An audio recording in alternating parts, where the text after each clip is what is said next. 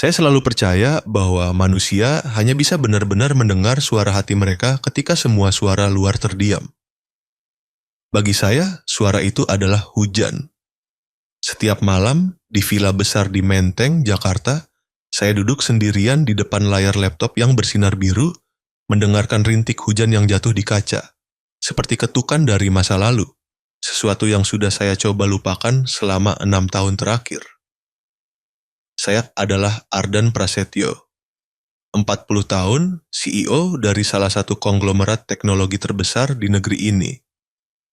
Orang-orang menyebut saya sebagai pria emas dunia bisnis atau otak dari era data Indonesia. Namun, jika ditanya jujur, saya tak akan mengatakan saya hanyalah seorang manusia yang kehilangan kemampuan untuk percaya. Saya kehilangan orang tua di usia muda, kehilangan tunangan karena kecelakaan yang tidak jelas penyebabnya, dan mungkin telah kehilangan diri saya sendiri sejak mulai menyentuh puncak kekuasaan. Saya tidak percaya pada takdir, apalagi pada hal-hal samar yang disebut iman. Satu-satunya hal yang saya yakini adalah logika dan angka. Mereka tidak pernah mengkhianati saya. Di luar, hujan turun semakin deras. Jam di dinding menunjukkan pukul 10 malam. Saya sedang meninjau tabel data terakhir untuk rapat besok ketika sebuah suara aneh terdengar. 3 ketukan di pintu, pelan namun jelas. Saya mengangkat kepala. Tidak ada yang datang ke rumah saya pada jam ini. Pembantu sudah pulang dari sore. Satpam di gerbang pasti juga tidak berani mengizinkan siapapun masuk di tengah hujan seperti ini. Ketukan terdengar lagi. Kali ini lebih kuat, lebih tergesa-gesa di antara suara guntur. Saya mengerutkan dahi, beranjak dari meja kerja, melangkah melewati koridor panjang yang sunyi, dan menyalakan lampu teras. Dan kemudian saya melihatnya. Seorang anak laki-laki berusia sekitar 10 tahun berdiri menggigil di depan pintu, kemeja basahnya menempel di tubuh, tangan memeluk erat ransel lusuh. Hujan menerpa wajahnya, tetapi matanya bersinar aneh, jernih, hening, seolah ia tahu persis di mana ia berada. Saya membuka pintu, suara serak karena terkejut. "Kau siapa? Mengapa di sini selarut ini?" Anak itu menatap saya, bibirnya membiru karena dingin, lalu berbisik satu kalimat yang membuat jantung saya seakan berhenti berdetak. "Maaf, Ayah, aku terlambat." Sesaat, saya tidak mengerti apa yang baru saya dengar. "Ayah?" Seorang anak asing memanggil saya. "Ayah?"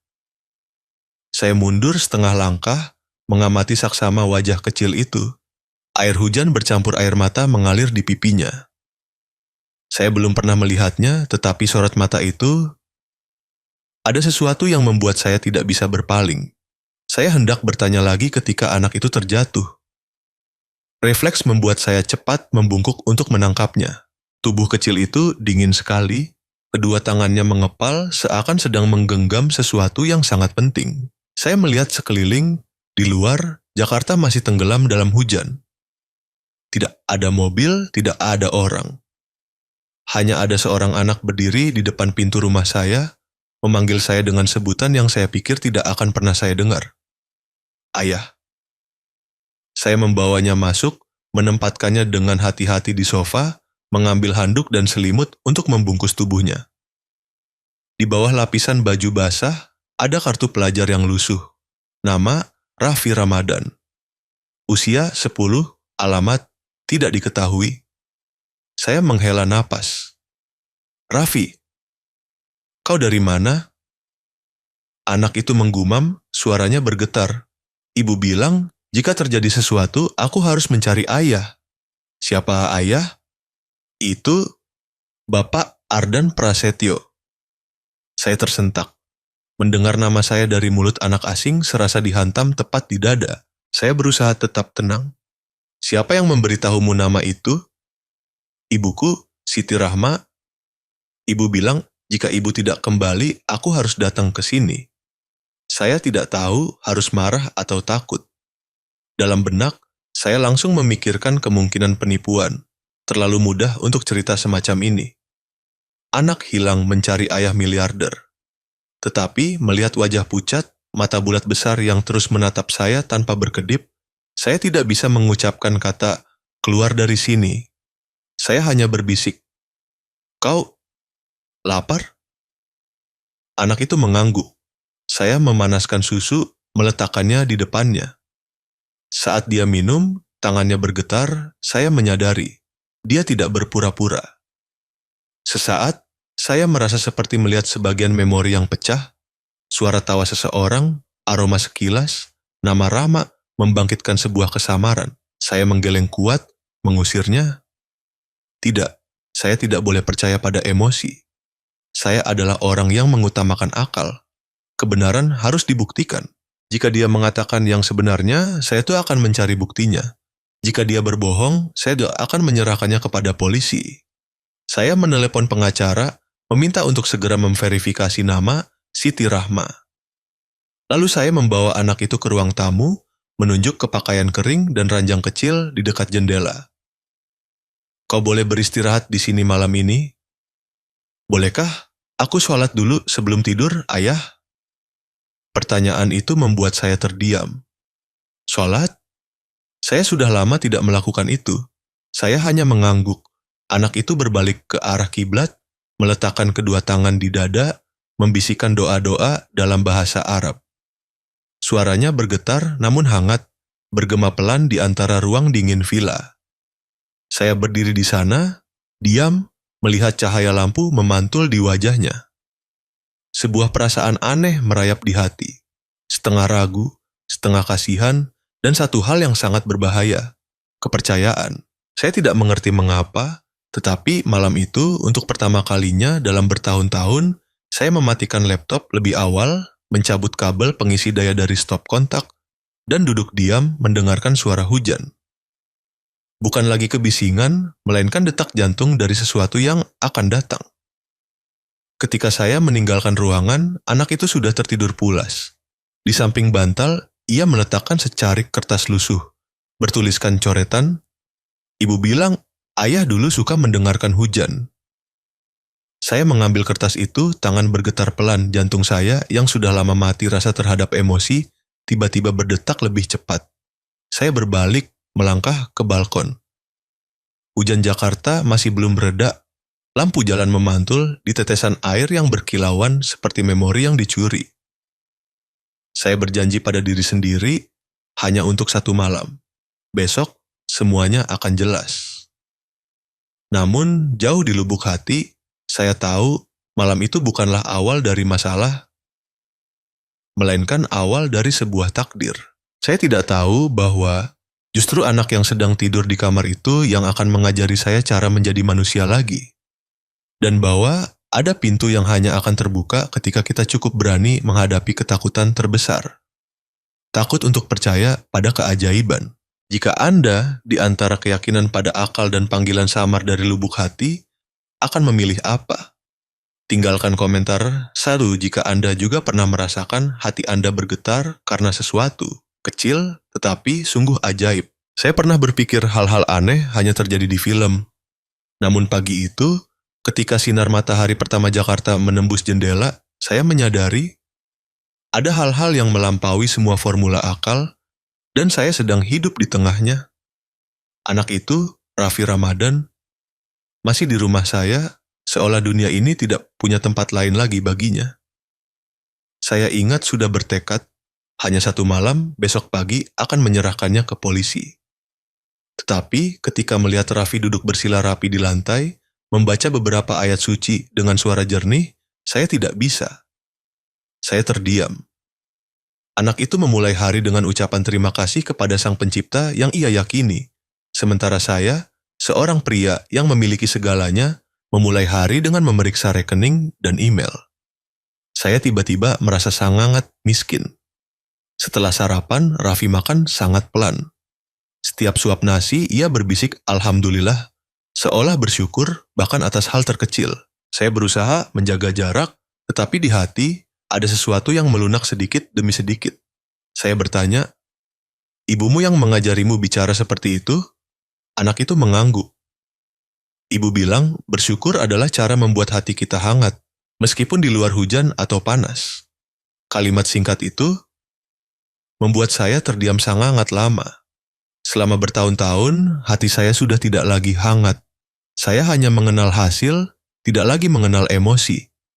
Menjelang siang, pengacara saya, Dimas, tiba. Dia muda, cekatan, dan selalu dingin seperti saya dulu. Kami duduk berhadapan di ruang tamu, Raffi duduk di sudut jauh, tekun menggambar. Dimas membuka map berkas. Saya sudah memeriksa nama wanita yang disebut anak itu, Siti Rahmah. Nama asli pernah menjadi dosen bahasa di Bandung, kemudian pindah ke Depok. 3 bulan lalu, ia meninggalkan rumah kontrakan tanpa meninggalkan alamat. Saya mengangguk, singkat. Lakukan tes DNA, saya ingin tahu kebenarannya. Lalu anak ini, dia tetap di sini. Saya tidak mengerti mengapa saya mengatakan itu. Mungkin karena di mata Raffi ada sesuatu yang membuat saya tidak tega mendorongnya keluar dari pintu yang sudah terbuka.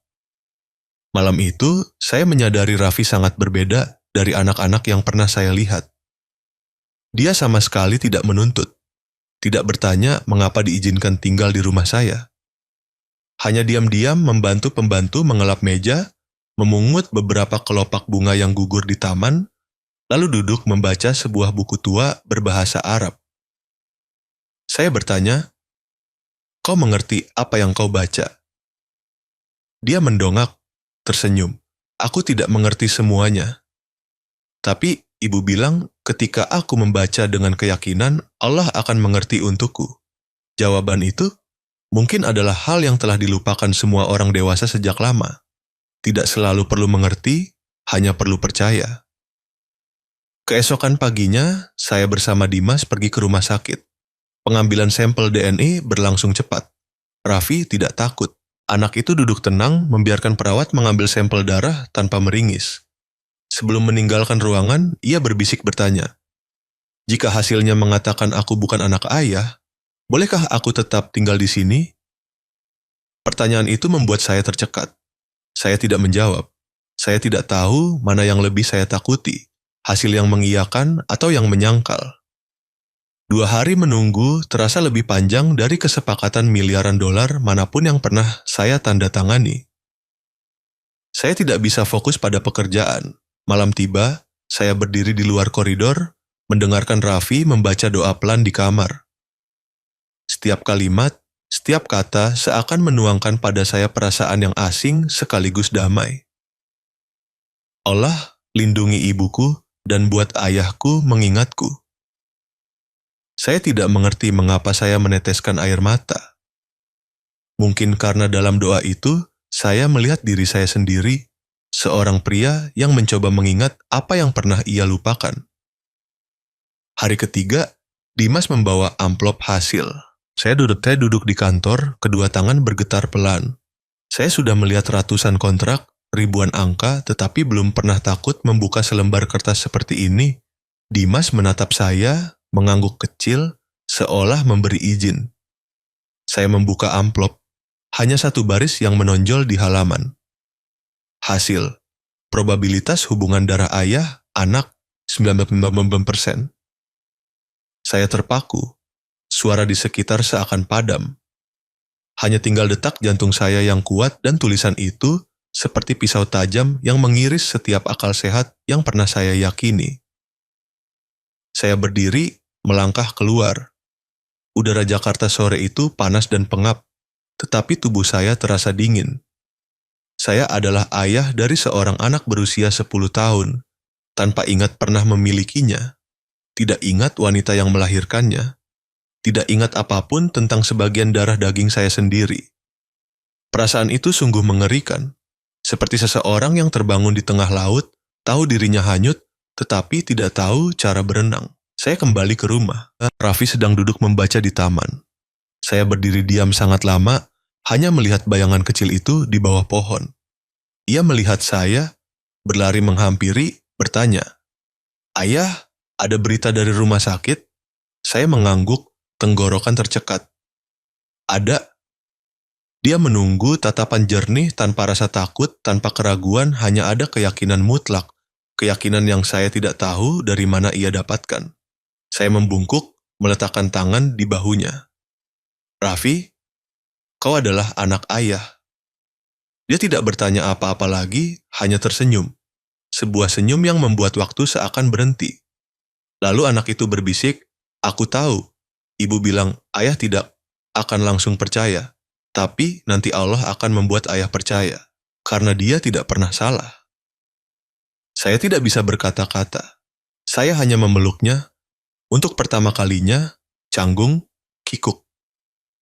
Dalam momen itu, saya merasakan hal yang tidak pernah diberikan oleh seluruh karir saya, kebenaran. Malam itu, saya tidak membuka laptop, tidak mengangkat telepon, tidak memikirkan rapat besok pagi. Saya hanya duduk di balkon, melihat kota menyala, mendengarkan suara angin dan memikirkan wanita bernama Siti Rahma. Siapa dia? Mengapa saya melupakannya? Dan mengapa selama 10 tahun terakhir, tidak ada seorang pun, termasuk keluarga saya, yang menyebutkan hal ini? Pertanyaan itu seperti pisau yang mengoyak dalam, membuat saya tidak bisa tidur. Saya merasa diri saya, pria yang pernah bangga sebagai pemegang semua data, ternyata tidak tahu apa-apa tentang kehidupan saya sendiri. Anak itu muncul di tengah hujan, tidak hanya membawa sebuah rahasia, tetapi mungkin juga sebuah pengingat dari Allah bahwa ada hal-hal yang tidak bisa dijelaskan dengan akal, tetapi hanya bisa dirasakan dengan hati. Saya melihat Raffi tidur pulas di ranjang kecil, bibirnya masih bergumam sesuatu dalam mimpi. Cahaya lampu kuning menyinari wajah itu membuat saya tanpa sadar berbisik. Jika kau benar anakku, maka siapa aku selama 10 tahun ini? Di luar, hujan mulai turun pelan. Jakarta seolah berbisik bersama kebingungan dalam diri saya, seorang ayah yang baru saja didefinisikan ulang oleh kebenaran yang tidak dapat disangkal. Jika Anda, ketika akal berkata, ini tidak masuk akal, tetapi hati berbisik, percayalah, akan memilih apa? Tinggalkan komentar 1, jika Anda memilih kepercayaan, atau 2A jika Anda masih takut bahwa kebenaran terkadang bisa menyakiti diri sendiri. Ada malam-malam, meskipun semua lampu sudah dimatikan, saya masih melihat cahaya berkedip dari suatu tempat di benak saya. Itu seperti memori, samar, berkedip-kedip, terasa dekat dan jauh sekaligus. Dan sejak hari saya tahu Raffi benar-benar anak saya, cahaya itu mulai muncul lebih sering, membuat saya tidak bisa tidur nyenyak lagi. Saya memulai perjalanan untuk mencari kembali kepingan-kepingan yang hilang dari hidup saya. Saya tidak tahu mana yang lebih saya takuti. Takut memori tidak kembali, atau takut ia akan kembali bersama kebenaran yang tidak bisa saya hadapi. 1 minggu setelah hasil DNA, saya dan Dimas, pengacara pribadi saya, duduk di mobil hitam yang melaju pelan melewati pusat Jakarta. Di luar, kota masih ramai, orang-orang tergesa-gesa menjalani hidup. Sementara saya, seorang pria yang pernah memiliki segalanya, justru sedang mencari kembali diri saya sendiri, seperti orang yang kehilangan jiwa. Dayakin ingin membuka kembali berkas kecelakaan, tanya Dimas, matanya masih terpaku pada layar laptop. Saya menjawab pelan. Saya tidak punya pilihan lain. Saya perlu tahu mengapa saya lupa. Saya tidak percaya pada takdir, tetapi jika Anda pernah mendengar cerita-cerita di kanal ini, cerita yang seolah hanya ada dalam mimpi tetapi terjadi di kehidupan nyata, Anda akan mengerti bahwa ada pertemuan yang bukan kebetulan. Raffi tidak mengetuk pintu rumah saya secara acak. Anak itu adalah pengingat dari Allah bahwa kebenaran hanya datang ketika kita cukup berani untuk mengingat kembali. Kami berhenti di depan rumah sakit Tamrin, tempat saya pernah dirawat setelah kecelakaan 6 tahun lalu. Bau disinfektan, suara roda berputar di lantai putih yang dingin, semuanya membuat saya merinding. Saya pikir saya sudah melupakan segalanya tentang tempat ini, tetapi ketika melangkah melewati koridor, jantung saya tiba-tiba berdetak kencang. Seorang perawat tua mengenali saya, ia menunduk, suaranya bergetar. Pak Ardan, Anda masih ingat tempat ini? Saya menjawab pelan. Tidak, tapi mungkin tempat ini masih mengingat saya. Dimas bekerja dengan ruang arsip. Sesaat kemudian, ia membawakan saya setumpuk dokumen tebal berdebu. Saya membukanya. Halaman pertama tertulis jelas. Pasien Ardan Prasetyo. Diagnosis cedera otak traumatis. Amnesia retrograd 14 bulan sebelum kecelakaan. Saya membaca berulang kali angka itu, 14 bulan.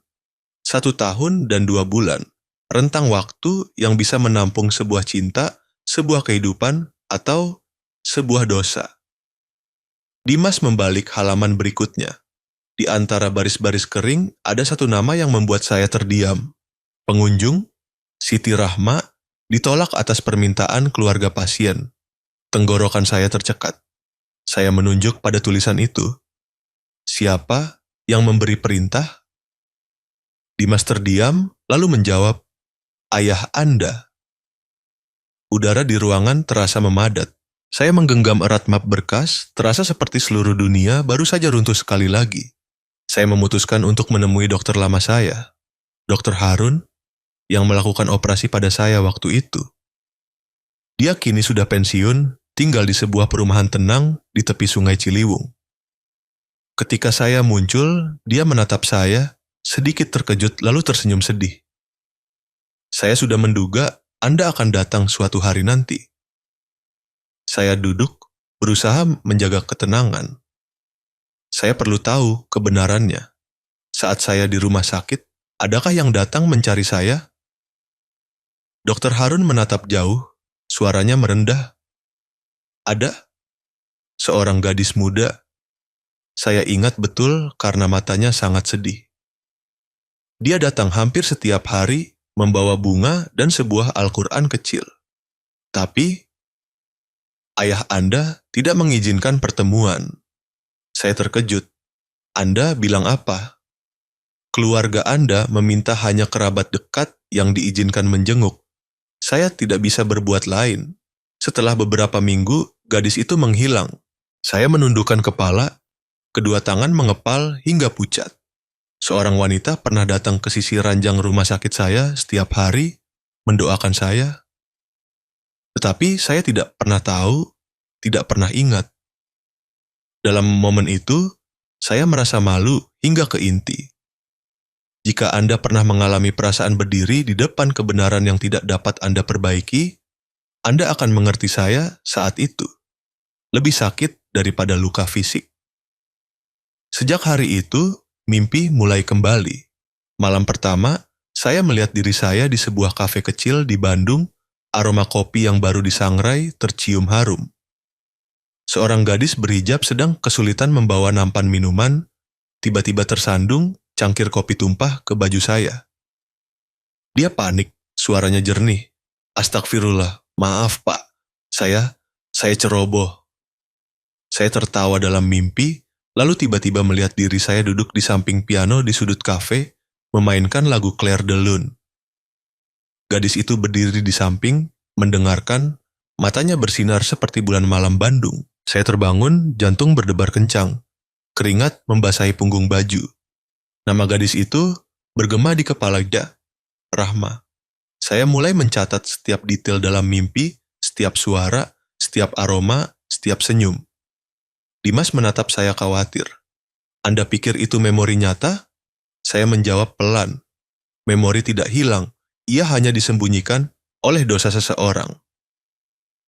Malam itu, saya duduk sendirian di ruang kerja. Saya membuka komputer, mengetik nama Siti Rahma Bandung, tetapi hasil pencarian hanya nama-nama yang tidak dikenal. Dunia teknologi tidak dapat membantu saya menemukan kembali seseorang yang pernah menjadi hati saya. Saya tiba-tiba tersenyum pahit. Ternyata ada hal-hal yang tidak ada dalam data, melainkan dalam iman. Jika Anda belum pernah percaya bahwa keajaiban bisa terjadi ketika Anda kehilangan semua harapan, cobalah lihat cerita-cerita lain di kanal ini. Karena terkadang, satu doa kecil sudah cukup untuk membuka pintu memori yang terkubur paling dalam. Saya menoleh ke kamar sebelah. Raffi sedang belajar, wajahnya bersinar di bawah lampu. Anak itu mendongak, bertanya kepada saya dengan suara polos. "Ayah, apakah ibu cantik?" Pertanyaan itu membuat hati saya terikat. Saya tidak tahu bagaimana menjawabnya. Saya tidak bisa mendeskripsikan wanita yang tidak saya ingat, tetapi saya bisa merasakannya dalam setiap napas anak saya. Saya hanya berkata, jika ibumu bisa membuat seorang anak sepertimu menjadi sebaik ini, maka ibumu pasti orang yang paling cantik di dunia. Raffi tersenyum, matanya melengkung, persis seperti bulan yang saya lihat dalam mimpi di Bandung. Malam kedua, saya bermimpi lagi. Kali ini adalah suara piano. Lagu Clair de Lune bergema di tengah ruang putih rumah sakit. Sebuah tangan kecil menyentuh tangan saya, hangat dan bergetar. Suara wanita berbisik, "Ardan, kau akan ingat, kan?" Saya terbangun, terengah-engah, jantung berdetak tidak karuan. Raffi berlari menghampiri, khawatir. "Ayah, aku dengar ayah memanggil nama seseorang dalam mimpi." Saya menatapnya, tidak tahu harus berkata apa selain sebuah bisikan. Hanya seseorang yang belum bisa ayah ingat sepenuhnya. Keesokan paginya, saya pergi ke masjid dekat rumah. Sudah sangat lama saya tidak bersujud dalam salat. Ketika meletakkan dahi di sajadah, saya hanya bisa berkata, "Ya Allah, jika aku benar-benar telah kehilangan sebagian dari hidupku, tolong tunjukkan jalannya. Jika hamba benar-benar telah kehilangan sebagian dari hidup hamba, mohon tunjukkan jalan kembali." Saya tidak tahu berapa lama saya berdoa. Hanya ingat, ketika mengangkat kepala, hati saya terasa lebih ringan. Mungkin ketika manusia melepaskan harga diri, Allah akan memberikan jawabannya. Kembali ke rumah, saya melihat Raffi tidur pulas, menggenggam erat Al-Quran kecil di tangannya. Di sampulnya ada tulisan tangan. Untuk Ardan, yang pernah percaya bahwa logika bisa menggantikan iman. Saya duduk, jantung berdebar kencang.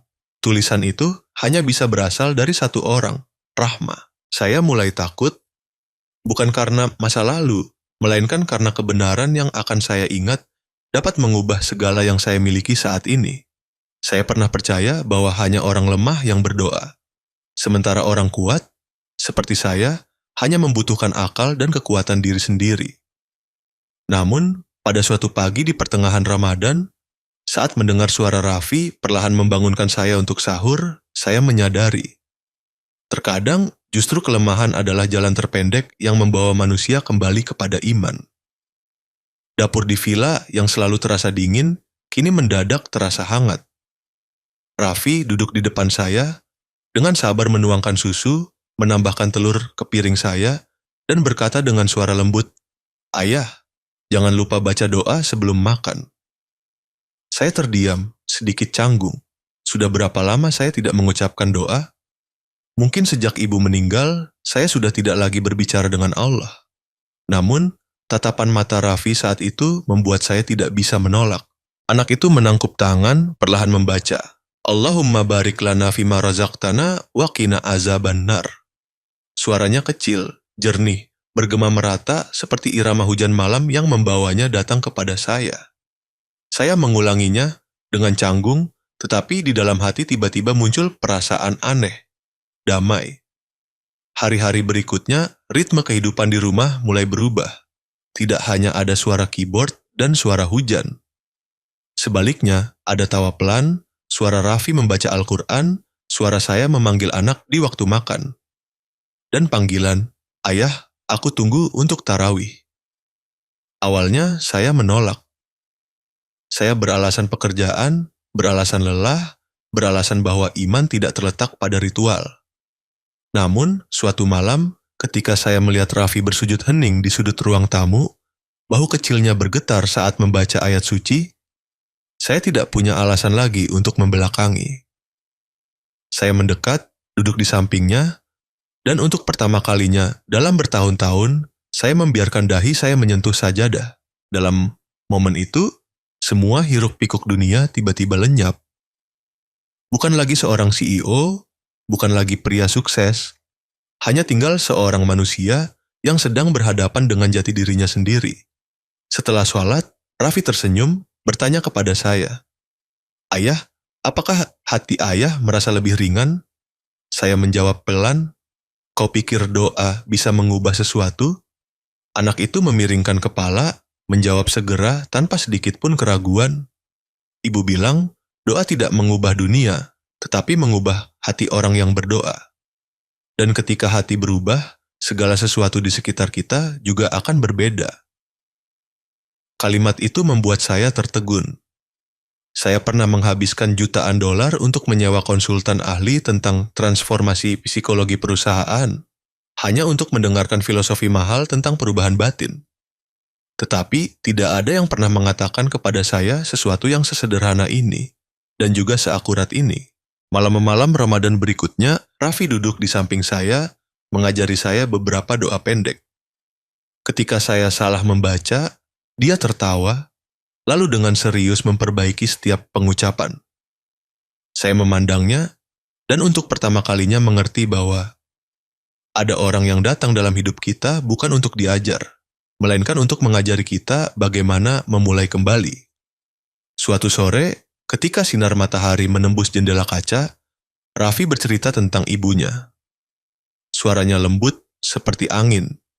Ibu bilang, ketika kamu takut, jadilah lebih berani dari ketakutan itu. Ketika kamu sakit, berdoalah alih-alih mengeluh. Karena Allah tidak pernah mengalihkan pandangannya dari orang-orang yang bersabar. Saya bertanya, dan apakah kau takut saat datang mencari ayah di tengah hujan? Raffi menatap saya, tersenyum. Tentu saja. Tapi ibu bilang, jika kamu mengetuk pintu yang tepat yang dipilih Allah, kamu tidak akan tersesat. Saya perlahan memalingkan wajah agar dia tidak melihat mata saya yang memerah. Saya tahu saya pernah menjadi orang yang harus diketuk pintunya oleh seorang anak untuk ditemukan kembali. Saya telah tersesat, bukan di jalanan Jakarta, melainkan di dalam hati saya sendiri. Namun, kedamaian itu tidak berlangsung lama. Suatu pagi, saat saya sedang bekerja, ayah saya, Pak Surya Prasetyo, muncul. Dia masih sama, postur tegak, tatapan dingin, suara seperti pisau. Kudengar kau memelihara seorang anak di rumah? Saya menatap lurus. Bukan anak lain, itu putraku. Putra?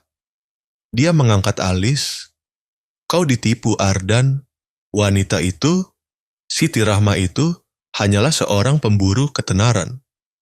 Aku sudah memperingatkanmu 8 tahun yang lalu. Kalimat itu membuat darah saya seakan membeku. Saya bertanya dengan tenang. Dan itu sebabnya ayah tidak mengizinkannya bertemu denganku di rumah sakit. Dia diam, matanya menghindar. Jawabannya sudah ada dalam keheningan itu. Apa yang ayah lakukan padanya? Saya menekan suara. Ayah hanya melindungimu. Kau adalah pewaris Prasetyo Group, tidak boleh terikat oleh gadis biasa. Kau harus berterima kasih pada ayah. Saya tertawa kecil, tawa yang tercekat. Berterima kasih karena telah membuatku kehilangan ingatan dan juga keluargaku. Kau bicara dengan siapa? Dengan orang yang mengajariku bahwa kekuasaan lebih penting daripada cinta. Udara di ruangan terasa sesak. Ayah saya berbalik, suaranya merendah. Jangan lupa, ayah sudah memberimu segalanya. Tidak, ayah. Saya menjawab perlahan. Ayah memberiku segalanya, kecuali kebenaran. Saya tidak tahu Raffi sudah berdiri di pintu sejak kapan. Dia menatap kami berdua, seorang anak di antara 2 generasi pria. Ketika ayah saya pergi, Raffi berjalan mendekat, menggenggam tangan saya. Ayah, aku dengar semuanya. Saya terkejut.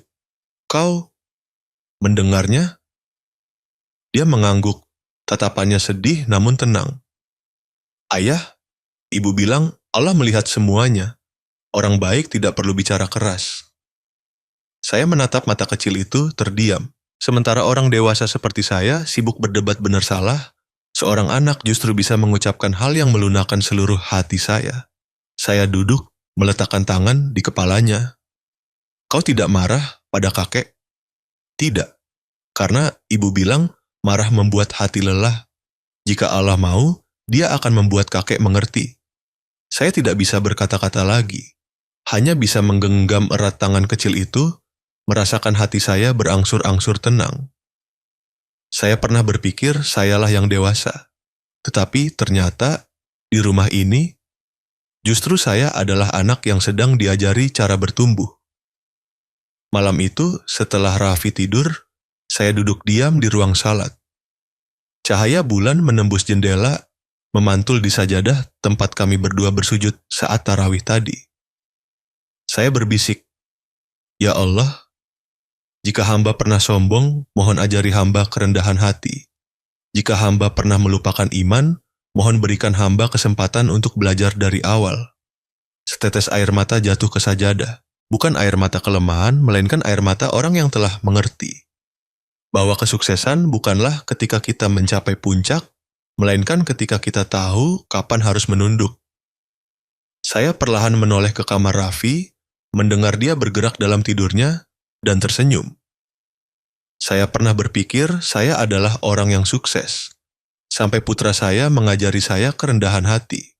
Ada pertemuan yang membuat jantung kita berdebar kencang, dan ada pertemuan yang membuat waktu berhenti. Ketika Dimas menelepon saya, mengatakan bahwa ia telah menemukan Siti Rahma, jantung saya hampir berhenti berdetak. Dia bilang wanita itu sedang mengajar di sebuah desa kecil di daerah Puncak, Bogor, beberapa jam perjalanan dari Jakarta. Setelah mendengar itu, saya tertegun. Segalanya terasa kabur di depan mata.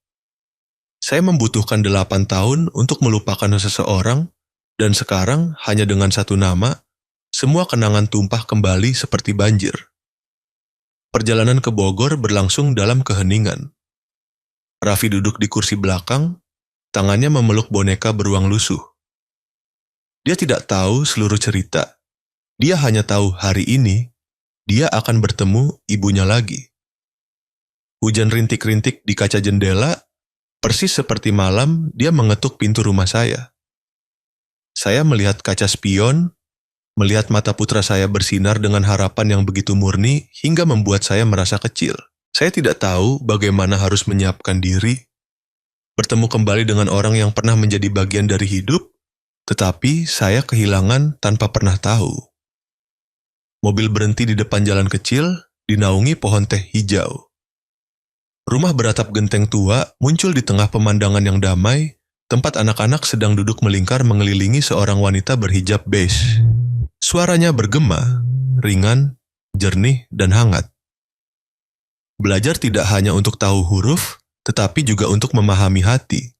Ketika kamu melakukan kebaikan, Allah akan mengingat namamu, meskipun orang lain melupakan. Saya mengenali suara itu. Meskipun sudah 6 tahun, saya masih mengingatnya dengan jelas. Rahma berbalik ketika melihat kami. Momen itu, dunia seakan berhenti bergerak. Tatapan matanya berhenti pada saya, lalu bergeser ke Raffi, dan segala sesuatu dalam dirinya seakan pecah. Dia menjatuhkan buku, melangkah cepat menuju putranya. Raffi tidak sempat berkata apa-apa, hanya berteriak, "Ibu." Dia berlari memeluknya. Rahma berlutut, memeluk anaknya erat-erat. Suara tangis keduanya menyatu, tidak gaduh tetapi haru hingga menyayat hati. Saya berdiri di sana, seperti orang asing dalam cerita saya sendiri. Setiap tetes air mata mereka seakan mengiris hati saya, karena semua rasa sakit ini bermula dari keheningan saya di masa lalu. Ketika Rahma mendongak, matanya bengkak dan merah. Tatapannya bertemu dengan saya, asing, terkejut, lalu perlahan melunak.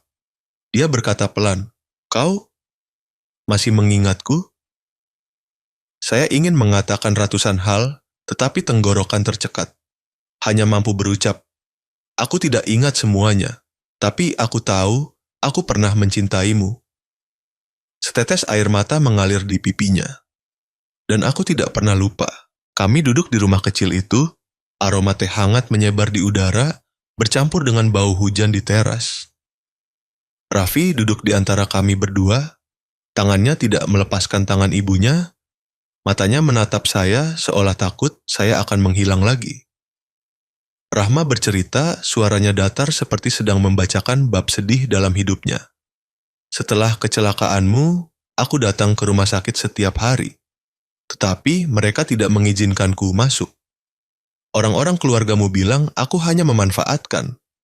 Ketika aku tidak menyerah, mereka mulai mengancam. Lalu suatu hari, kamar kontrakanku dibakar. Aku mengerti bahwa aku harus pergi. Dia berhenti, menatap cangkir teh yang sudah dingin. Aku mengganti nama, berpindah-pindah dari satu tempat ke tempat lain. Ada malam-malam Raffi harus tidur di warung makan. Tapi aku tetap merasa damai, karena setidaknya anak ini masih dapat hidup. Saya mengepalkan tangan. Setiap kata yang dia ucapkan seperti pisau lambat yang mengiris hati saya. Saya hidup aman di villa mewah, sementara wanita yang saya cintai harus melarikan diri di tengah malam, memeluk anak dalam ketakutan. Kau tidak membenci? Saya bertanya. Suara bergetar. Dia menggeleng. Apa gunanya membenci, Ardan? Ibuku pernah berkata, jika Allah memberimu rasa sakit, artinya Dia sedang mengajarimu cara memaafkan. Saya menundukkan kepala, berusaha menahan emosi. Aku melupakanmu, Rahma, tapi hatiku tidak pernah melupakan cinta itu. Dia menatap saya, tersenyum pelan, senyum yang ramah sekaligus sedih. Cinta tidak bersalah, Ardan. Hanya saja terkadang manusia terlalu sibuk untuk mengingat mengapa mereka pernah mencintai.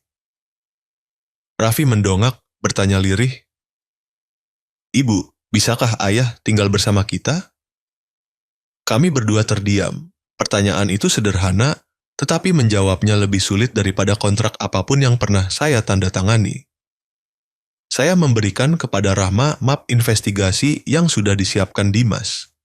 Aku sudah tahu semuanya. Ayahku, dialah yang melarangmu masuk ke rumah sakit. Dia bilang kau tidak pantas. Aku minta maaf karena tidak melindungimu.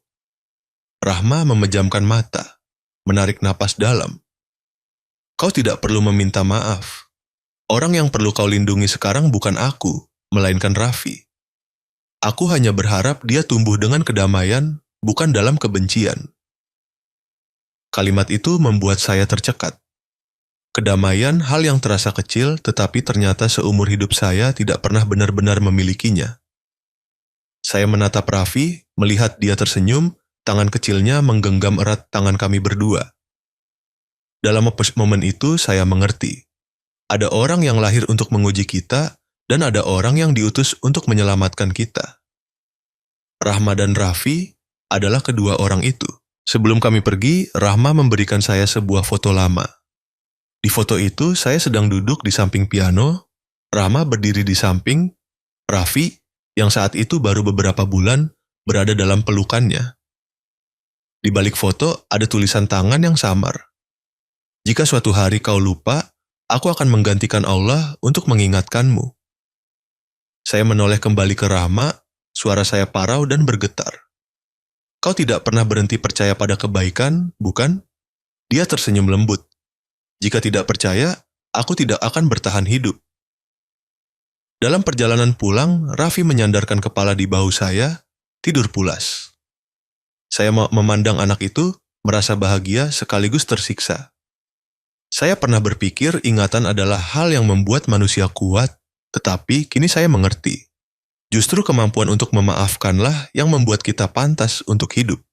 Saat mobil berbelok melewati jalanan curam berkabut, saya tiba-tiba melihat cahaya kuning dari sebuah masjid kecil di puncak bukit. Suara azan bergema di tengah malam. Saya menghentikan mobil, diam mendengarkan.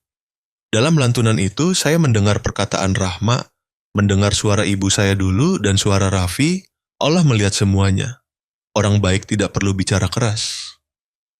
Malam itu, setibanya di Jakarta, saya tidak langsung masuk ke rumah. Saya berdiri di bawah teras, menatap langit yang bertabur bintang. Dalam hati saya tiba-tiba terngiang sebuah bisikan. Mungkin keajaiban bukanlah mengingat kembali, melainkan diampuni. Orang bilang, setelah setiap hujan, langit akan lebih cerah. Saya tidak tahu apakah itu berlaku untuk cuaca, tetapi untuk hati, saya bisa memastikan. Benar. Karena saya telah melalui hujan terpanjang dalam hidup saya. Bukan dengan air, melainkan dengan air mata, kehilangan, dan pencerahan. 3 bulan setelah Idul Fitri, saya tidak lagi menjadi CEO Prasetyo Group. Saya meninggalkan kursi yang diimpikan ratusan orang meninggalkan gedung-gedung kaca yang dingin, dan memilih untuk memulai kembali di puncak Bogor, tempat ada embun pagi, aroma teh, dan tawa anak-anak. Rumah kecil terletak di tengah bukit. Tidak mewah, tidak megah, tetapi penuh dengan napas kehidupan. Di sana, Rahma membuka kelas amal untuk anak-anak miskin di desa. Sementara saya mendirikan Yayasan Doa and Data, sebuah proyek mengajar pemrograman gratis untuk anak yatim piatu, membantu mereka mengakses dunia digital dengan hati yang bersih dan tangan yang polos. Itu bukanlah pekerjaan yang menciptakan ketenaran, tetapi pekerjaan yang membuat saya tidur nyenyak setiap malam. Pagi ini Bogor terasa dingin, awan putih berarak di puncak gunung. Rahma sedang memasang kembali lukisan-lukisan yang digambar anak-anak untuknya. Gambar masjid, gambar pepohonan, gambar orang-orang tersenyum di tengah hujan. Raffi duduk di meja belajar, matanya fokus. Ketika melihat saya masuk, dia mendongak, menyeringai. "Ayah, hari ini aku dapat nilai tertinggi di kelas matematika." Saya tertawa, mengusap kepalanya. "Kau melakukannya dengan baik. Tapi jangan lupa berterima kasih pada Allah karena Dia memberimu kemampuan itu." Dia mengangguk. "Serius? Aku tahu, Ibu bilang bakat adalah hadiah, sementara usaha adalah ucapan terima kasih." Saya menatap Rahma, kedua mata kami bertemu. Hanya dalam beberapa detik singkat, saya tahu, semuanya sudah pada tempatnya. Dia bukan lagi wanita yang melarikan diri, saya bukan lagi pria yang hilang ingatan, dan Raffi, anak yang mengetuk pintu di tengah hujan, sudah memiliki rumah yang sesungguhnya. Sore harinya, saat saya sedang membantu Rahma menata meja dan kursi untuk kelas, suara mobil terdengar di gerbang. Sebuah mobil hitam mengkilap berhenti. Orang yang turun membuat saya terpaku. Ayah saya, Pak Surya. Dia terlihat jauh lebih tua, rambut lebih beruban, langkahnya lambat. Saya tidak memanggil, juga tidak menghindar. Dia mendekat, berhenti di depan saya, melihat sekeliling rumah sederhana itu, lalu menatap lurus ke mata saya. "Kau hidup seperti ini, kau merasa cukup?" Saya menjawab pelan. Ayah salah bertanya. Pertanyaan yang benar adalah, apakah aku merasa damai? Dia terdiam sejenak, lalu menghela napas pelan. Ayah datang bukan untuk berdebat, melainkan untuk mengembalikan ini. Dia mengeluarkan sebuah gelang kecil dari saku jaketnya. Terbuat dari kain, lusuh tetapi disimpan dengan hati-hati. Di kain itu masih tercetak samar nama, Raffi. 1 hari lahir. Saya mengambilnya, tangan bergetar. "Ayah, mengapa ayah punya ini?" Dia menunduk, suaranya serak. "Ayah menyimpannya selama 8 tahun ini. Ketika Rahma datang ke rumah sakit, ayah mengambilnya, karena ayah pikir dia tidak pantas menyimpan apapun yang termasuk keluarga ini. Tetapi hari ini, ayah sadar ayah telah salah." Saya berdiri terdiam, tidak bisa berkata-kata. Raffi berlari keluar dari rumah, melihatnya, bingung. Ayah saya berlutut, berkata pelan, "Ayah pikir kehormatan adalah menjaga muka, adalah menyembunyikan kesalahan. Tetapi ternyata kehormatan sejati adalah ketika seorang ayah tahu kapan harus menunduk dan meminta maaf kepada putranya." Udara tercekat. Saya belum pernah melihat ayah saya seperti ini. Pria yang pernah ditakuti banyak orang, kini berdiri di depan saya dengan mata basah dan tangan bergetar. Saya memegang bahunya, berkata pelan, "Ayah, aku tidak butuh ayah sempurna. Aku hanya butuh ayah tulus." Dia menggenggam tangan saya. Pelukan pertama dalam bertahun-tahun, tidak ada lagi kekuasaan, tidak ada lagi ketenaran, hanya tinggal 2 orang ayah yang sama-sama mengerti bahwa cinta adalah satu-satunya bahasa yang cukup kuat untuk meredakan masa lalu. Malam harinya, 3 generasi kami duduk di meja makan. Rahma menyajikan sup soto yang harum, Raffi bercerita tentang sekolah, sementara ayah saya tertawa ramah, jarang seperti cahaya bulan menembus awan. Di tengah makan, Raffi tiba-tiba bertanya, "Ayah, kalau hari itu aku tidak mengetuk pintu rumah kita, apakah kita akan selamanya terpisah?" Saya tercenung. Pertanyaan yang terlihat sederhana, tetapi mengandung seluruh takdir. Saya meletakkan sendok, tersenyum. Tidak, anakku. Karena Allah selalu punya cara untuk membuatmu menemukan ayahmu, meskipun di tengah hujan. Raffi tersenyum cerah, matanya bersinar seolah menangkap keyakinan. Rahma perlahan memiringkan kepala, tatapannya lebih hangat daripada kata-kata. Dia berbisik, mungkin Allah juga memilih waktu yang tepat agar kita bersatu kembali. Saya menjawab, suara pelan. Dan juga memilih hujan yang tepat. Setelah makan, saya keluar ke teras. Langit Bogor kembali hujan. Tidak deras, hanya cukup membuat tanah berbau lembab. Rama membawakan saya segelas teh jahe panas, berdiri di samping saya. Kami diam, mendengarkan suara hujan jatuh di atap seng, mendengarkan tawa Raffi di dalam rumah saat bercerita kepada kakeknya. Saya berkata pelan, tanpa menatapnya, ada saatnya aku berpikir, jika hari itu kau tidak memaafkan, aku tidak akan pernah cukup berani untuk melihat diriku sendiri lagi. Dia tertawa lembut. Tidak ada yang bisa hidup selamanya dalam kemarahan Ardan. Memaafkan bukan karena orang lain pantas, tetapi karena kita butuh kedamaian untuk melanjutkan hidup. Saya menoleh, menatapnya lama. Hujan berkilauan di rambutnya, matanya sejelas hari pertama saya bertemu dengannya di Bandung. Saya berkata pelan, kau akan selalu menjadi cahaya setelah hujan bagiku. Dia tersenyum, tidak menjawab, tetapi genggaman tangan yang lembut itu sudah cukup. Karena ada hal-hal yang tidak perlu kata-kata, hati tetap mengerti. Malam tiba, saya duduk menulis beberapa baris jurnal untuk Yayasan Doa Endata. Terkadang yang kita butuhkan bukanlah memulai proyek baru, melainkan memulai diri kita sendiri lagi. Di luar, suara serangga bercampur dengan suara hujan yang lembut. Saya mendengar Raffi berkata dari dalam kamar, "Ayah, aku sudah baca doa ya. Aku berdoa agar kita selamanya bersama." Saya tersenyum, menjawab pelan, "Amin anakku." Sebelum tidur, saya membuka laci, mengambil gelang kain tua itu, sebagai bukti perjalanan ajaib 3 orang yang pernah terpisah. Saya meletakkannya di meja samping tempat tidur, di samping foto keluarga yang baru diambil. 3 orang di bawah hujan, bergandengan tangan, tersenyum. Hujan malam ini turun dengan sangat lembut, seolah langit juga sedang mendoakan kami. Cahaya senja terakhir memantul melalui jendela kaca, mewarnai ruangan dengan rona oranye yang hangat. Saya melihat Rahma sedang menidurkan Raffi, mendengarkan napasnya yang teratur, dan tiba-tiba mengerti. Tidak ada ingatan yang lebih kuat dari hati yang terbangun oleh cinta dan rasa syukur.